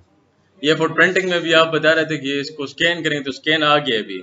अभी जब आप एक्सप्लोइटेशन कह रहे हैं ना, तो वो आएगा अभी। ठीक है, स्टेप बाय स्टेप चलते हैं ना, एक्सप्लोइट करेंगे। अब राउटर में हम चेक करेंगे पहले कि वल्नरेबल है नहीं है। राउटर के कुछ वल्नरेबिलिटीज है, मैं आपको बता दूंगा कौन कौन से है।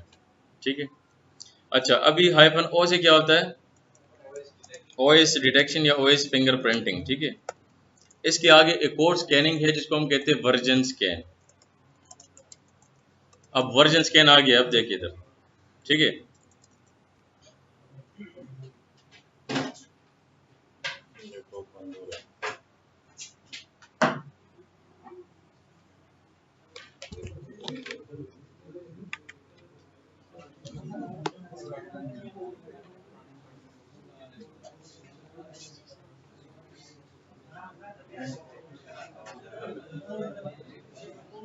इधर लगा है, वो मेरे हेड से लगा कनेक्टेड।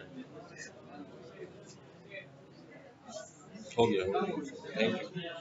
अच्छा इधर देखें, वो 1 मिनट मिल जाए आपको तो इतनी बातें कर लेते हो। अच्छा वर्जन स्कैन किस तरह करेंगे, आवाज आ रही है? वर्जन स्कैन किस तरह करेंगे, इसके लिए -SV का फ्लैग लगाना है। SV का मतलब ये है कि -O की जगह आपने करना है, बस करें ना, चार्जर लग गया है। SV का फ्लैग लगाना है, S लोअर केस है, V अपर केस है, इन चीजों को थोड़ा सा आपने देखना है, ठीक है। ये MCQs में भी आ सकता है। Version scan, scan version, version scan जो भी कहना है आपने कह ले, ठीक है। -O का रिजल्ट में नहीं आया, -O जो आपने क्या नहीं आएगा? उसका रिजल्ट नहीं अभी होगा ना, अभी रिजल्ट नहीं आया, अभी मैंने कर लिया स्कैन। वो दूसरा मैंने कंट्रोल C किया था, रिजल्ट इसका आ गया, ये रिजल्ट है, वो मैंने क्लोज किया था ऑलरेडी, रिजल्ट एक बार आया हुआ था, वो मैंने कमांड लिख के कंट्रोल C किया, एक बार हमने किया था, इसलिए मैंने कंट्रोल C कर लिया। अच्छा ये देखिए, अब ये यहाँ से यहाँ तक जो इन्फॉर्मेशन है ना, ये just information in map scan की है, ठीक है। जो SV का फ्लैग लगाया है तो उसने हमें वर्जन दे दिए। अब ये देखिए वर्जन कौन सा आ रहा है FTP के ऊपर, VSFTPD 2.3.4। ये कोई वर्जन होगा ना जो इसका अवेलेबल होगा, आप में से भी ऑनलाइन सर्च करेंगे चले कि लेटेस्ट वर्जन कौन सा है, या मैं करता हूँ, चले इधर से आप क्या करेंगे, VSFTPD लेटेस्ट वर्जन। पहले तो आप कंपैरिजन करेंगे, उसको बताएंगे क्लाइंट को कि जो आप वर्जन यूज कर रहे हैं ये लेटेस्ट नहीं है, ठीक है। इसके साथ आप कंपेयर करेंगे, लेटेस्ट वर्जन कौन सा है, 3.0.5, ठीक है। इसका मतलब है कि ये डाउनग्रेडेड वर्जन है, अप टू डेटेड नहीं है। तो हम क्या करेंगे, हम VSFTPD जो है 2.3.4 की वल्नरेबिलिटी सर्च करते हैं। किधर चला गया, VSFTPD 2.3.4 वल्नरेबिलिटीज, ठीक है। इसमें बैकडोर कमांड एग्जीक्यूशन की वल्नरेबिलिटी है, 0 डे एक्सप्लॉइट है। और ये देखिए रैपिड 7 वालों ने दिया, रैपिड 7 जो है मेटास्प्लॉइट फ्रेमवर्क जो है ना, बेसिक कंसोल, ये इनका है। इसका मतलब है कि यहाँ पर उसकी वल्नरेबिलिटी जो है वो उन लोगों ने बताई है कि पड़ी हुई है। अच्छा उसका एक्सप्लॉइट भी पड़ा हुआ है, सोर्स कोड इधर पड़ा है, ये देखिए। क्रिएट कब हुई थी, 2018-5/30 पे। डिस्क्रिप्शन क्या दिया हुआ है, module exploits malicious backdoor that was added to VSFTPD download archive और it was introduced on this और this, ठीक है। अब ये कौन रीड करेगा इतना। तो आथर कौन है, आथर भी दिए हुए। प्लेटफॉर्म कौन सा, यूनिक्स मतलब लिनक्स प्लेटफॉर्म है, क्योंकि है ही Linux base. Architecture command line access आपको मिलेगी, अगर आपने इसको एक्सेस कर लिया कमांड शेल मिलेगा। मैंने आपको बताया 2 किस्म के शेल्स होते हैं, क्या नहीं बताया था, वो आगे बताएंगे। अच्छा हुआ नहीं बताया, उनको भी नहीं बताया, ये मैंने किसी और क्लास को बताया। अच्छा सोर्स कोड भी दिया हुआ है। अब अगर मैं इस पर क्लिक करूं तो सोर्स कोड रीडायरेक्ट होके गेटहब पे चला जाएगा। अब यहाँ से आप इसका सोर्स कोड डाउनलोड करके सिस्टम को एक्सप्लॉइट कर सकते हैं, हैक कर सकते हैं, ये तरीका होता है। अभी हैक नहीं करेंगे, अभी सब्र हौसला रखे, अभी जस्ट हमने स्कैनिंग करनी है, एक्सप्लॉइटेशन करेंगे, आगे विंडोज को भी करेंगे, लिनक्स भी करेंगे, ठीक है। लेकिन अभी सिर्फ मैं आपको बता रहा हूँ कि सोर्स कोड मिल जाते हैं, ठीक है, जिसकी वल्नरेबिलिटी होती है उसकी सोर्स कोड भी मिल जाते हैं। अब ये सोर्स कोड ये देखिए रूबी लैंग्वेज में बना है, .RBA रूबी स्क्रिप्ट है, ठीक है। तो इसका मतलब है कि ये हम आगे यूज करेंगे। पाइथन भी होते हैं। अब ये देखिए दूसरा जो है OpenSSH है, तो इसका भी वर्जन हम चेक करेंगे, इसका भी अवेलेबल है, वो भी करेंगे। इस तरह बहुत सारे देखिए वर्जन अवेलेबल है, ठीक है। तो ये क्या है, ये वर्जन स्कैन है जो आपको वल्नरेबिलिटी तक लेके जाता है, मतलब ये वल्नरेबिलिटी है आपको, ये असल में कोई वल्नरेबिलिटी असेसमेंट आप करते हो ना तो उसमें आपकी हेल्प करता है। मेरा गला बैठ गया है, असल में ना मॉर्निंग में मैंने 1 बजे तक क्लास की है आज, 3 मॉड्यूल करवाया आज उनको, इंफॉर्मेशन गैदरिंग भी खत्म करवाई है, नेटवर्क पोर्ट स्कैनिंग भी करवाई है। खत्म करना है, छोड़ेंगे नहीं इसको। -SV जो है ये वर्जन स्कैन के लिए। अच्छा इसके बाद एक और होता है -SC and map scripts, by default script जो है ये आपने याद रखना है, ठीक है। अगर आपको कोई बोले कि SC क्या चीज़ है, आपको पता होना चाहिए कि स्क्रिप्ट्स है, लेकिन कौन से स्क्रिप्ट्स है, बाय डिफॉल्ट स्क्रिप्ट्स है, ठीक है, क्योंकि कस्टम स्क्रिप्ट हम आगे इसके बाद यूज़ करेंगे। ठीक है, तो बाय डिफ़ॉल्ट जो भी इन मैप का स्क्रिप्ट स्पेसिफिक पोर्ट के ऊपर हो वो रन कर लेता है, मतलब ज़्यादा इनमोरेशन नहीं करता, लेकिन जो भी बाय डिफ़ॉल्ट स्क्रिप्ट्स होते हैं वो रन कर लेता है। मतलब थोड़ी सी डिटेल से इन्फॉर्मेशन आपको आ जाएगी पोर्ट की। वो कैसे आएगी अब देखें। और आपको इस कमांड की ज़रूरत बहुत ज़्यादा पड़ेगी, -sv -sc। कि जब भी आप किसी चीज़ को स्कैन करेंगे ना, तो आप सबसे पहले क्या चलाते हैं, -sc -sv। वर्जन भी स्कैन करें और डिटेल से भी स्कैन करें। अब चेक करें अब क्या होता है। अब ये थोड़ा सा और भी ज़्यादा टाइम लेता है, क्योंकि इसमें वर्जन भी आते हैं और वर्जन के साथ साथ और भी डिटेल्स आ जाते हैं।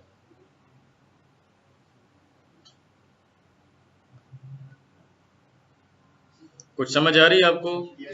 किसको नहीं आ रही समझ? मतलब सबको समझ आ रही है, आपको नहीं आ रही? तो आपने हाथ क्यों ऊपर किया है? अच्छा इस तरह की है, मैं आप इस तरह वो पूरे आपकी उंगली नजर नहीं आ रहे वहां से, तो उसने इस तरह किया, मैं सोच रहा हूँ उसने हाथ ऊपर किए। कर सकते हैं। देखिए मैं इन मैप का आपको एक चीज बता दूं, बात सुने। ये बोले कि हम इन मैप से वेबसाइट को स्कैन कर सकते हैं, आईपी को, तो कर सकते हैं, वो भी सर्वर है। ठीक है, इन मैप टूल जो है इससे आप सर्वर स्कैनिंग कर सकते हैं। सर्वर में वो वेबसाइट का सर्वर भी आते हैं और आपके नेटवर्क का सर्वर भी आता है। ठीक है, कर सकते हैं जी। हाँ, फायरवॉल पैकेट्स को ड्रॉप करता है। अब क्या करेंगे, उसको फ्रेगमेंटेशन करेंगे, उसमें डिकॉय स्कैन करेंगे, उसमें सिंक स्कैन करेंगे, उसमें कोई अनडिटेक्टेबल स्कैनिंग करेंगे। जो T0 का टाइम स्कैन तो मैंने बताया ही नहीं, अच्छा हुआ आपने याद किया है। F से तो फास्ट स्कैनिंग होती है, वो दूसरा F है, लोअर केस F है। अपर केस F से फास्ट स्कैनिंग होती है, लोअर केस F से फ्रेगमेंटेशन होती है। अगर आप चाहते कि मैं डिटेल से बता दूं तो मैं समझा देता हूँ। इन मैप से डिटेल से करेंगे तो बहुत टाइम लगेगा, मैं तो सरफेस कर रहा हूँ। हाँ जी, एग्रेसिव भी करते हैं।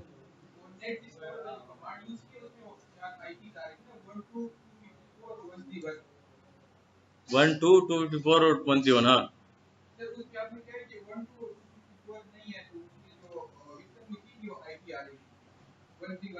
131 आ रही है।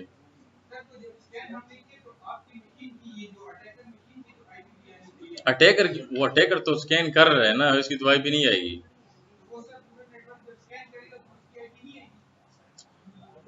आपको तो अपनी आईपी पता है, आप क्यों स्कैन कर रहे हो अपनी आईपी? आपको तो पता है स्कैनिंग के दौरान नहीं आती, आपको नहीं आती, कोई और बंदा करेगा फिर आपकी आईपी एड्रेस होती है उसके पास। जो बंदा कर रहा है स्कैन, वो तो उसको पता है अपनी आईपी, तो वो स्कैनिंग में नहीं आती।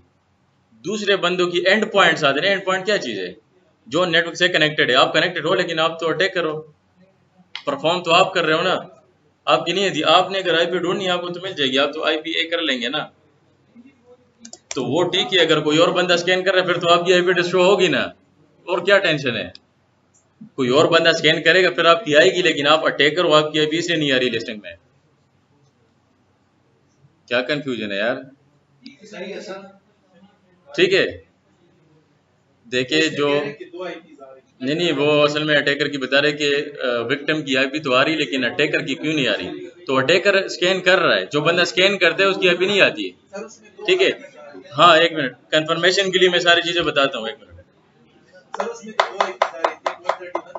सबर, मैं आपको ना एक और टूल करवाता हूँ।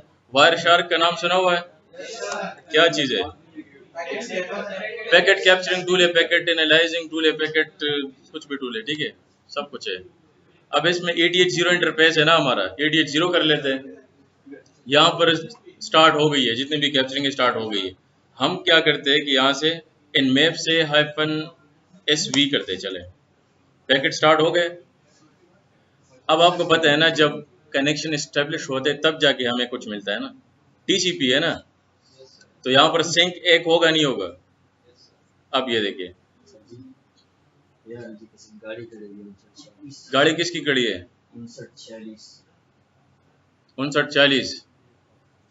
इधर किसी के पास गाड़ी नहीं।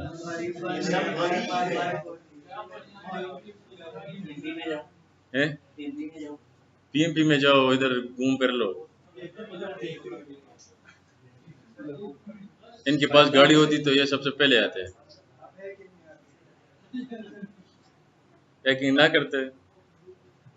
अच्छा ये देखिए, अब हम क्या करेंगे, यहाँ पर एक फिल्टर सेट करते हैं। अब हम यहाँ पर फिल्टर्स भी करेंगे अभी। नहीं छोड़ते तो नहीं है, अब इसने बता दिया है। तो जो टीसीपी, एक होता है टीसीपी, एक होता है यूडीपी।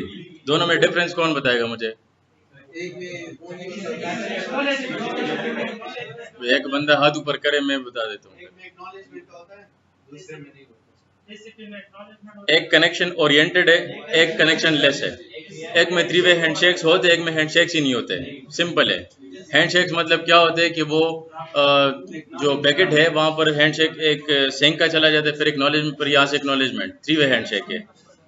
वो यूडीपी में नहीं होते। यूडीपी डायरेक्ट एस्टेब्लिश हो जाता है कनेक्शन किसी भी टाइम, क्योंकि जब आप स्ट्रीमिंग करते या गेमिंग खेलते तो उसमें बार बार तो आप नहीं बैठ सकते ना, तो उसमें यूडीपी प्रोटोकॉल यूज होता है, या जो आपकी कम्युनिकेशन है उसमें टीसीपी यूज होता है। ठीक है, तो अब ये कम्युनिकेशन हो रही है ना, टीसीपी को स्कैन करने के लिए आप इसमें भी फ्लैग लगा सकते हैं। अगर मैं करता हूँ कि nmap-st, ये फ्लैग नॉर्मली टीसीपी के लिए होता है, लेकिन बाय डिफॉल्ट टीसीपी स्कैनिंग ही होती है। अगर आप यूडीपी पोर्ट्स को स्कैन करना चाहते हैं तो फिर आप -su करते हैं। ठीक है, ये बहुत ज़्यादा टाइम लेता है, घंटे लेता है, 3-4 घंटे भी लेता है। नॉर्मली इसी मशीन पे भी हो सकते हैं घंटे से ज़्यादा टाइम ले लें यूडीपी वाला, क्योंकि यूडीपी पोर्ट स्कैन करने में बहुत टाइम लगता है। ठीक है, अच्छा अब ये देखिए, हमने स्कैन किसको किया था? टारगेट को। मैं यहाँ पर करता हूँ, चले टारगेट की आईपी में यहाँ पर एक फिल्टर लगा लेता हूँ। वायरशार्क के फिल्टर्स है कि अगर आपने कोई सिंगल आईपी फिल्टर लगाना है, आईपी सर्च करना है, तो आप क्या करते हैं, IP.ADDR = आईपी एड्रेस। तो सोर्स डेस्टिनेशन दोनों में सेम आईपी सर्च होगी। ठीक है, अगर मैंने सर्च करने के लिए मैंने सिर्फ सोर्स को सर्च करना है, तो फिर मैं करूँगा IP.SRC = ये आईपी, लेकिन वो तो मेरे सोर्स में है ही नहीं, वो तो मेरी टारगेट है, तो मैं फिर डेस्टिनेशन से सर्च करूँगा। ठीक है, डेस्टिनेशन में क्या है, IP.DST। ठीक है, अब इसको करते हैं सर्च यहाँ पर, तो मैं फिल्टर में लगाता हूँ ये फिल्टर, एंटर। अब डेस्टिनेशन में सिर्फ ये आईपी है, सोर्स डिफरेंट हो सकता है। देखिए सोर्स में मेरी आईपी है ना, काली की 140, तो इसका क्या मतलब है, अभी मेरी आईपी आ रही है, नहीं आ रही? तो नेटवर्क के ऊपर ना आईपी एड्रेसेस आती है और उसके लॉग्स भी क्रिएट होते हैं, लेकिन जब आप स्कैन करते हैं लिस्ट ऑफ आईपी एड्रेसेस को, तो उसका मतलब है कि स्कैन फॉर एंड पॉइंट्स, तो उसमें आपकी आईपी एड्रेस नहीं आती। समझ आ गई है? बाकी लॉग्स पे, पैकेट्स में हर जगह पर आती है। क्लियर है? चले, क्या चीज़ है? पैकेट लॉस करते हैं, ICMP पैकेट जब भेजते हैं, उसके लिए आप कर ले nmap- किस लिए होता है, इस तरह आप पिंग करते हैं, इस तरह आप nmap से भी करते हैं ना पिंग। ठीक है, nmap से भी पिंग कर सकते हैं ना, ICMP पैकेट से आप nmap से भी भेज सकते हैं। यहाँ पर हम करते हैं -ping scan SP, अब अपर केस P है मेरे ख्याल से, पिंग स्कैन। ठीक है, तो ये उसके लिए जब आप नॉर्मली पिंग करते हैं किसी टारगेट सिस्टम को, ठीक है, उसकी ज़रूरत नहीं है। तो अब हम वैसे भी -v लगा ले तो पूरा पिंग करके आपको ट्रेस रूट भी बता रहता है। ये देखिए, अगर मैं इसमें कर दूं ना -v से,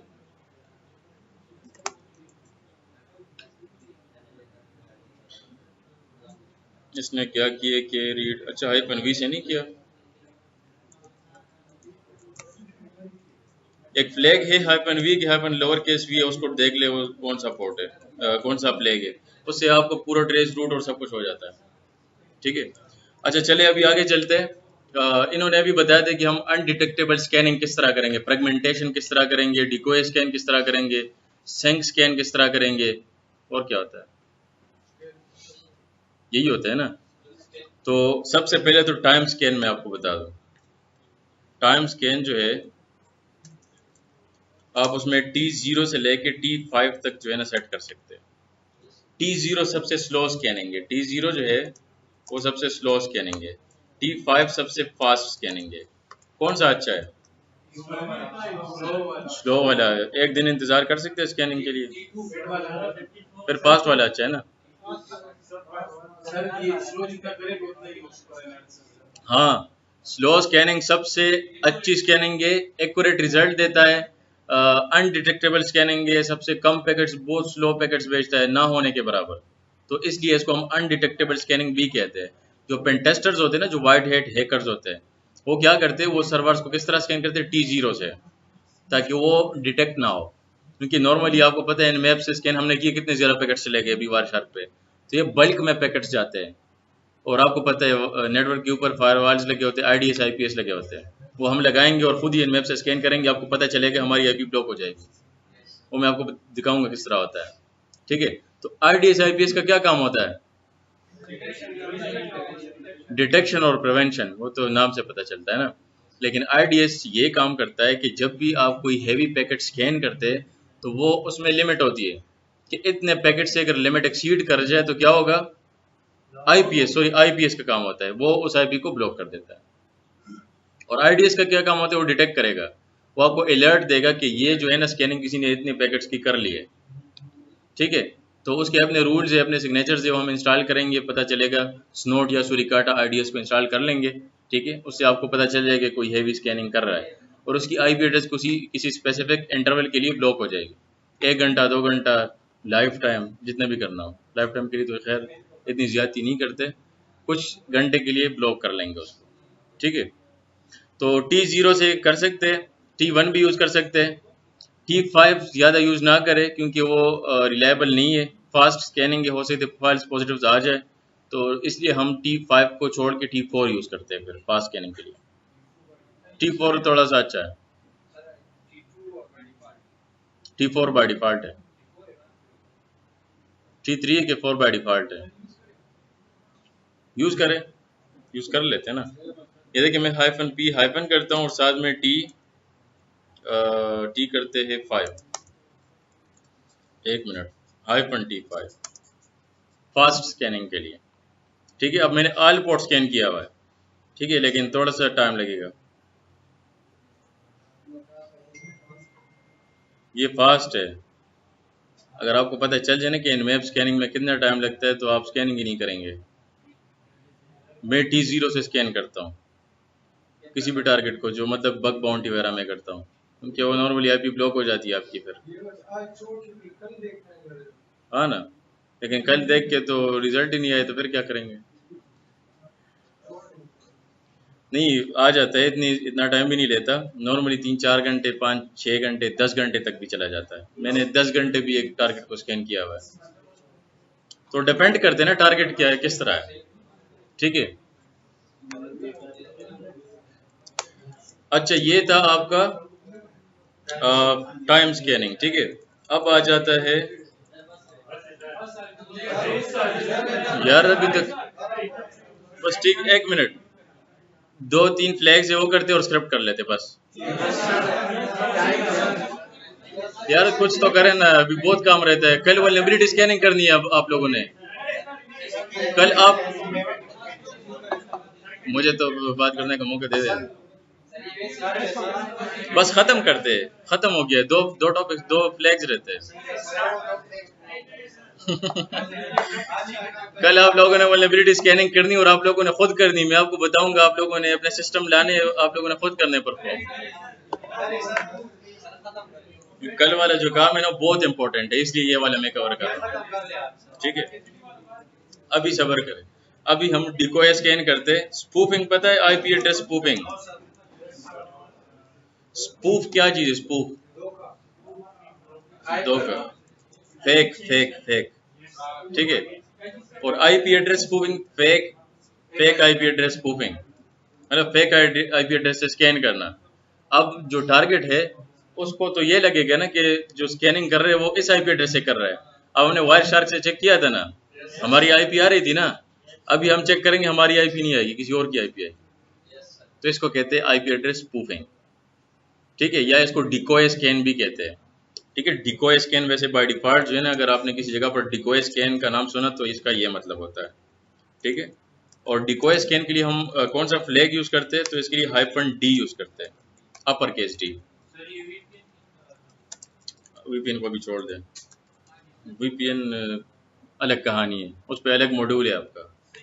ठीक है, जब हम एनोनिमिटी और डार्क वेब करेंगे ना, इसलिए मैंने डार्क वेब भी नहीं किया, उस पर अलग मॉड्यूल है आपका, ठीक है। अच्छा, nmap हाइफन डी करेंगे।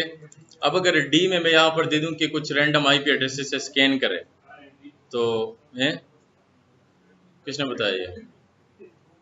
सब्र करो, R&D मैंने रैंडम करने हैं, मैंने खुद जो देने वो मैंने नहीं दिए अभी, ठीक है। मैंने करने चले 10.10.10.10 20. यार फेक है वैसे भी, तो आपका क्या जाता है, ठीक है। 192.168.200.100, ठीक है, कोई भी आईपी हो ना, और स्पेस करके टारगेट आईपी, ठीक है। तो ये जो है, ये क्या होता है, अब हम साथ में वायर शार्क दोबारा ओपन करना पड़ेगा ना अभी आपके लिए, आपको ये भी समझाना होता है। ये ETH0, अब ये देखिए, अब मैं यहाँ से एंटर करता हूँ, किधर आ रहे हैं, नहीं आ रहे, काम नहीं किया, नहीं मसला नहीं करता, मैंने कमांड गलत दिया हुआ है, इसको ठीक करेंगे, इसको रैंडम वाला करते चले जो आप बता रहे थे, इसको करते चले चेंज, रैंडमली कोई भी आईपी एड्रेसेस से कर ले। तो यहाँ पर R&D करते, कितने रैंडम आईपी एड्रेसेस दे दें, चले 10 दे देते हैं, इसको रीस्टार्ट करते हैं ना,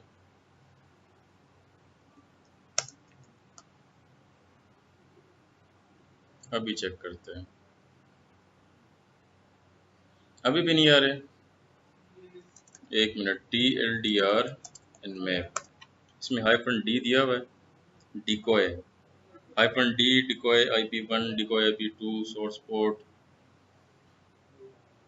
T0 वाला इसने यूज किया, avoiding IPS detection, extremely slow scan, decoy source IP address, fragmented packets, वो तो हमने दिया, लेकिन -d तो हमने सही दिया हुआ है, उसका इशू नहीं है, लोकल हमारा लोकल और रिमोट से क्या काम है, हमने तो स्कैन करना है, हमें तो रिजल्ट वो आने चाहिए जो हम स्कैन कर रहे हैं। तो ये इसका मतलब है, 1 मिनट, नहीं डिकॉय ऐसे छोड़ते नहीं है ना, ये गलत बात आप करते हो ना, डिकॉय स्कैन एग्जांपल्स छोड़ेंगे तो फिर कभी नहीं करेंगे इसको, फिर क्या करेंगे। अब ये देखिए, इसने दिया हुआ nmap -d आईपी एड्रेसेस दिए हुए, और ये तो ठीक है, हैं किधर है, ये आईपी है यार, आईपी है बस, -d ही यूज करते हैं यार, इसको दोबारा करते हैं ट्राई। गलती की थी ना, कौन बताएगा, नहीं नहीं नहीं, मी का क्या मतलब हो गया, अपनी आईपी नहीं दी हमने अपनी आईपी दी नहीं है तो किससे स्कैन करेगा, ठीक है। तो कमांड तो चल गया, लेकिन उसको ये नहीं पता कि ये सारे आईपी एड्रेसेस मिला के आपकी आईपी एड्रेस भी, तो अपनी आईपी एड्रेस भी देनी है आपने, ठीक है। तो वायर शार्क में हमारी आईपी भी आएगी और साथ में रैंडम कुछ और भी आईपीज आएंगे। तो मैं यहाँ से करता हूँ चले कि 10.10.10.10, यार स्पूफिंग का मतलब ये तो नहीं होता कि हमारी आईपी खत्म हो जाएगी, आपकी आईपी से स्कैन ही नहीं होगा तो स्कैन किधर होगा, ठीक है। तो मल्टीपल आईपीज है, आप हजारों आईपीज कर ले, आपकी उसमें मिक्स हो जाएगी, तो वो हजारों आईपीज पे इन्वेस्टिगेट करेंगे, थोड़ा चैलेंज है ना। अब सिंपल nmap स्कैन करेंगे तो चैलेंज तो कोई नहीं है यार। एक तो ये पता नहीं लोग बहुत तंग करते रहते हैं, किधर डॉट है, तो ये क्यों नहीं बताते टाइम पे, 192.168.152.140 है यार, तो हमारी आईपी है ना, टारगेट भी दिए लास्ट पे, टारगेट लास्ट पे दिए स्पेस करके, अभी भी नहीं आ रही, चले इसको छोड़ दे, नहीं इसको करेंगे, अभी टाइम वेस्ट हो रहा है, तो इसको अभी इसमें या तो उसमें इशू होगा, मुझे लग रहा है कि कोई फ्लैग में इशू है, कमांड सही है, ठीक है, हो सकता है आपके केस में काम कर जाए, हाँ मैंने एक और भी काम किया हुआ है ना, मैंने कुछ पॉलिसीज भी लगाए हुए पर्पल पे, तो इसलिए मेरे ख्याल से वो नहीं आ रहा। आप काली पे कर दे तो आपका हो जाएगा, मैंने पॉलिसीज लगाया उसके मुताबिक मेरे ख्याल से इसलिए नहीं आ रहा। आपका डिकॉय स्कैन हो जाएगा, ठीक है। तो डिफरेंट आईपी एड्रेसेस जो है ना आप इससे वो स्पूफ कर सकते हैं। एक ये कमांड है और एक रैंडम वाला कमांड है। अब रैंडम वाले कैसे करते हैं? रैंडम में जस्ट आपने चेंज क्या करना है, यहाँ पर R&D लिखना है। R&D करके जितने भी रैंडम करने 10 कर ले, 20 कर ले, ठीक है। उसकी ज़रूरत वैसे है भी नहीं, लेकिन मैं जस्ट कंफर्म करना चाह रहा था कि इसके साथ हो जाए, उसके साथ भी नहीं हुआ। जुगाड़ कर रहे थे ना, और नहीं हुआ, इसका मतलब है कोई इशू है, ठीक है। अब इशू ढूंढेंगे तो पूरा टाइम लगेगा, और उसको अभी छोड़ दें। अच्छा, इन मैप स्क्रिप्ट्स कर लेते, बस क्लास खत्म होगी आप, ठीक है। यार एग्रेसिव में ना 2-3 चीज़ें आती है, एक version scan, voice detection, all port scan, TCP scan. ये जो एक एक फ्लैग हम लगाते नहीं, सारा काम आप एक ही फ्लैग से कर सकते हैं एग्रेसिव स्कैन से, ठीक है। एग्रेसिव स्कैन में क्या क्या आता है, इन मैप करेंगे -A और टारगेट IP। इसमें TCP scan, all port scan, version scan, voice detection, ये चारों आ जाते हैं, ठीक है। सारे फ्लैग कंबाइन हो जाते हैं -A में, एग्रेसिव स्कैन में, ठीक है। अच्छा, स्क्रिप्ट्स क्या चीज़ है? फॉर एग्जांपल पोर्ट स्कैनिंग आपने कर लिया, आपको पता चल गया कि ये पोर्ट ओपन है। फॉर एग्जांपल 80 पोर्ट, 80 कौन सा पोर्ट है? HTTP, वो ओपन है। अब उस पर फर्दर हम क्या करेंगे? एक्सप्लॉइट अभी नहीं करेंगे, फर्दर इन्यूमरेशन करेंगे। इन्यूमरेशन किस तरह करेंगे? उसके लिए इन मैप के स्क्रिप्ट्स जो है वो पड़े हुए बाय डिफॉल्ट। इसको ना पहले मैं इस चीज़ को क्लोज करूँ जी, क्या बोल रहे हैं? हाँ ना, ठीक है। इन मैप जो स्क्रिप्ट्स है ना, .NSE के स्क्रिप्ट्स है। NSE का मतलब है इन मैप स्क्रिप्टिंग इंजन, ठीक है। ये बाय डिफॉल्ट कहाँ पर पड़े होते हैं? अगर मैं इसको लोकेट कर लूँ कि लोकेट करे इन मैप के स्क्रिप्ट्स को, ये आपको पाथ दे देगा, ठीक है। ये पाथ है, ठीक है। तो ये पाथ हो गया इन मैप के स्क्रिप्ट्स का। यहाँ पर आप जाएंगे CD करके, तो मैं यहाँ से करता हूँ CD एंटर, ये सारे स्क्रिप्ट्स आ गए। अब NSE के बहुत सारे स्क्रिप्ट्स है। यहाँ पर HTTP के स्क्रिप्ट्स कैसे ढूंढेंगे? कौन बताएगा मुझे? नहीं, ग्रेप है ना, फाइंड भी कर सकते हैं। फाइंड HTTP static.NSE का क्या मतलब है? सिर्फ HTTP static का मतलब यहाँ पर कुछ भी आ सकता है, .NSE तो HTTP के सारे स्क्रिप्ट्स आ जाएंगे, ये देखिए, क्लियर है। तो ये कमांड आपने इसके बाद चलाना है, तो HTTP की अगर आपने इनमोरेशन करनी है, ठीक है।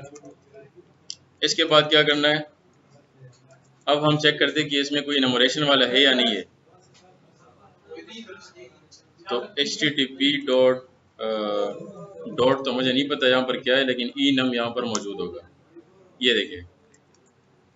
HTTP इनमोरेशन के कितने टोटल? 1 2 3 4 5 6, ये सिंपल इनमोरेशन वाला यूज करते हैं। स्क्रिप्ट यूज कैसे करेंगे? nmap, इधर देखिए, nmap -- स्क्रिप्ट का कमांड है, ठीक है। अगर नहीं आता तो मैंने बताया था TLDR करते जाए, देखिए TLDR में भी बताए हुए -- स्क्रिप्ट, ठीक है। तो इसको करते हैं -- स्क्रिप्ट स्पेस, जो भी स्क्रिप्ट आपने यूज करना हो तो उसको पेस्ट कर दें, एंटर करेंगे तो वो इन्यूमरेशन स्टार्ट कर लेगा। ये होती है कस्टम NSE स्क्रिप्ट को जो है वो फर्दर इन्यूमरेशन करना किसी भी स्पेसिफिक पोर्ट के ऊपर, ठीक है। तो पोर्ट नंबर, अच्छा पोर्ट नंबर नहीं दिया ना हमने, इसने ये देखिए बहुत सारे पोर्ट स्कैन कर लिए, तो स्पेसिफिक पोर्ट नंबर भी देना होगा ना। अब ये देखिए कौन कौन से यहाँ पर कम्युनिकेशन के पोर्ट से वो आपने देखना है। फॉर एग्जांपल इसने ये एक इन्यूमरेशन 8180 पे किया हुआ है, एक इसने किया 80 पोर्ट पे, तो हम क्या करेंगे, -P मल्टीपल पोर्ट्स दे सकते हैं, 80 पोर्ट, 8180 पोर्ट। अब सिर्फ ये दोनों पोर्ट्स में इन्यूमरेशन करके देगा, क्लियर है। इसको कहते हैं मैप स्क्रिप्ट्स। आप बाय डिफॉल्ट वाले नहीं, दूसरे वाले जब यूज करते हैं मैनुअल स्क्रिप्ट्स, ठीक है। और भी बहुत ज़्यादा स्क्रिप्ट्स है, लेकिन ये इन्यूमरेशन हमने जस्ट HTTP के पोर्ट्स के ऊपर की है। अब ये देखिए HTTP क्या चीज़ है? आप ओपन करते हो वेब इंटरफेस तो उसमें डायरेक्टरीज होते हैं, उसमें फाइल्स होते हैं, इसी तरह है ना सर्वर पे। ये देखिए tiki wiki, test, PHP info, PHP my admin, icons, index, admin directory है, उसके अंदर index.html है, login.html है, account.html है। तो ये सारी इनमोरेशन हमने कर ली। अब फर्दर इसके आगे जाएंगे तो वल्नरेबिलिटीज असेसमेंट करेंगे। क्या चीज़ है? कहाँ पर है? कर लूँ? अच्छा तो ये बताया ना, ऐसे सर्च कर लेते हैं। यहाँ पर करते हैं /usr share and map scripts। पहले फाइंड करते हैं कि SSH के कोई है या नहीं है। तो कैसे करेंगे? इजी है ना, ये SSH के आ गए। SSH की नंबरेशन है कोई? SSH root.nse। और एक और काम कर सकते हैं, अगर nmap में आपने देना है कि मुझे सारे जितने भी है 22 पोर्ट है ना SSH, उसके ऊपर मुझे सारे SSH के स्क्रिप्ट चला के दे, तो हम क्या करेंगे? SSH static.nse। अब आप सारे स्क्रिप्ट्स भी चला सकते हैं अगर static.nse करें, लेकिन वो फिर सारे चल जाएंगे ना। ठीक है, समझ आ रही है? अब ये ब्रूट फोर्स कर रहा है, समझ नहीं आई? किसको समझ नहीं आई? वन बाय वन करते, क्यों समझ नहीं आई? SSH सिक्योर शेल सर्विस है, पोर्ट नंबर 22 यूज करता है। जो हम टारगेट को रिमोटली एक्सेस करते हैं ना, इस पोर्ट को यूज करते हैं। हाँ जी,